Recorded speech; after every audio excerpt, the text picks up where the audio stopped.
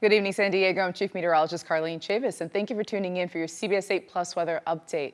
All right, even though today we were not dealing with those same conditions that we had last week, and that was with the very dry air in the afternoon hours, also talking about the heat that we felt out there, we still had a brush fire that broke out, and that was in the Claremont area. More details are on our website at cbs8.com, and of course, you'll continue to get the alerts if you have our CBS 8 app. But one key component when it came to that brush fire was the fact that it was burning because of all that dry vegetation. We have been dealing with a lack of rainfall going all the way back to last summer. We did not have a very active monsoon season. Then we had a lack of those atmospheric rivers that helped to bring us out of the deficit, helped to bring us out of drought conditions over the last couple of years. Now, as we take a look at conditions as of tonight, we are still seeing that deficit across the county. So a lot of dry brush is being mindful of that as we go through the next few months, because we are in our dry season and only going to intensify, especially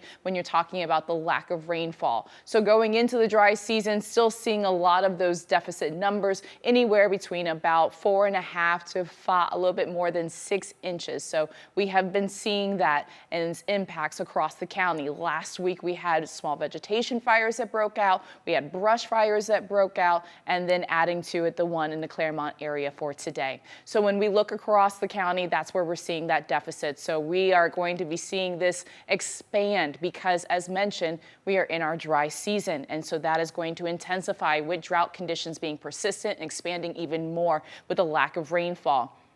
What's usual for this time of the year over the next few months is only a few hundredths of an inch. So that wouldn't even be enough to bring us out if we did actually hit seasonal norms when it came to rainfall. So already dry vegetation could worsen, concerns with more brush fires breaking out, those small vegetation fires as well, and then also persistent ridges of high pressure bringing heat waves. Well, we had a ridge of high pressure last week around this time, and that brought in the dry conditions by the afternoon hours, the soaring temperatures, widespread 90s out there, especially inland. Now you're talking about that area of high pressure being over the east. That's where they're dealing with the heat and the humidity. And so they've been dealing with record temperatures. But we do have another area of high pressure that looks to move in our forecast as we hit the weekend and into the start of next week. Lots of sunshine was in the forecast for this afternoon, early evening hours as well. And now we have that marine layer that's going to be making a comeback tonight through tomorrow morning. There is a potential for some patchy fog developing, especially in the morning hours, closer towards the coast.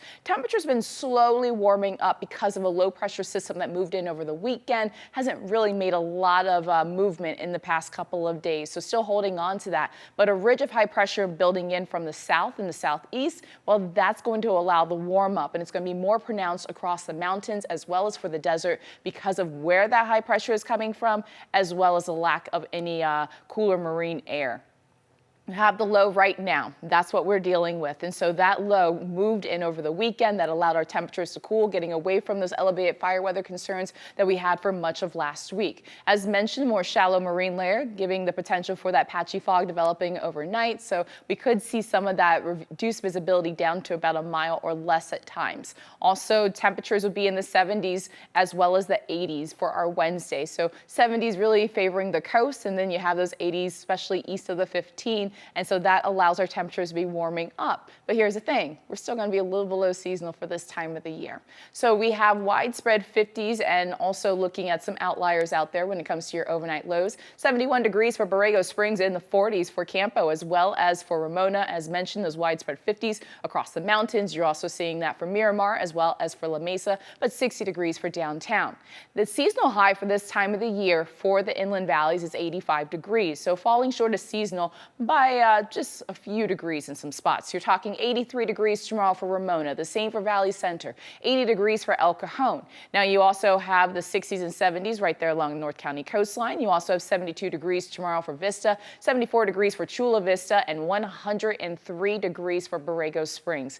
These temperatures still pretty warm, especially east of the 15. falling short of seasonal for what's expected for this time of the year. So yeah, we're still dealing with some pretty mild conditions, and well, if you're in the desert, some pretty toasty ones before temperatures warm up even more over the weekend. You have small surf right there along our coastline. That's going to stick around all the way through Thursday, about 1 to 3 feet, and a low risk of rip currents at our local beaches. But we're still talking about those evening high tides because of that new moon phase. So about 7.3 feet for tonight, and that is going to be at 8:54 this evening.